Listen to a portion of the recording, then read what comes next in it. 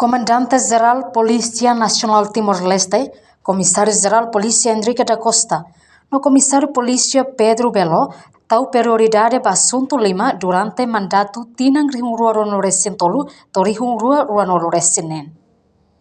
Comissário-Geral Polícia Enrique da Costa ateteng daninya discurso, hafoi simu pose, e recinto Unidade Especial Polícia Web Perupitadili, segunda-feira lorong Ruanores Sinhitu, bulan Março Tinang Rihung Rua Ruanores Sintolu.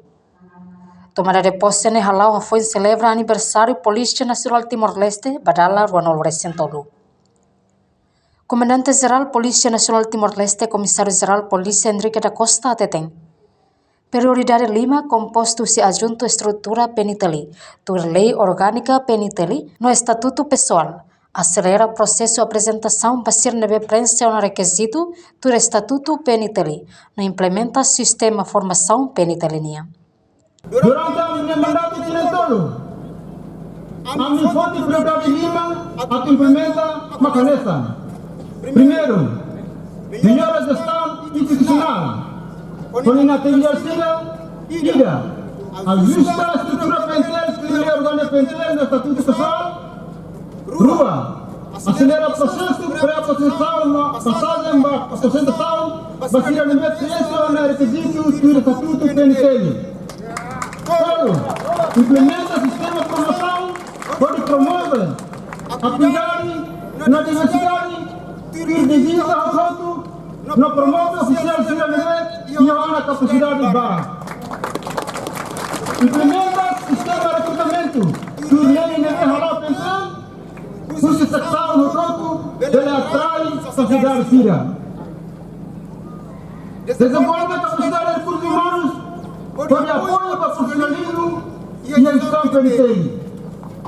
Promove a participação certa e a paz, segurança na toma de decisão e a penitência. Estabelece Instituto Superior de Ciência Polícia na Polícia Acadêmica. Estabelece a Associação de Polícia em vez da sua advocacia para membros penitenciários outros. Upa a moderniza infraestrutura, sistema de recursos e a penitenciária, assegura infraestrutura apropriada para a minha oficial todo na comunidade síria a me servir.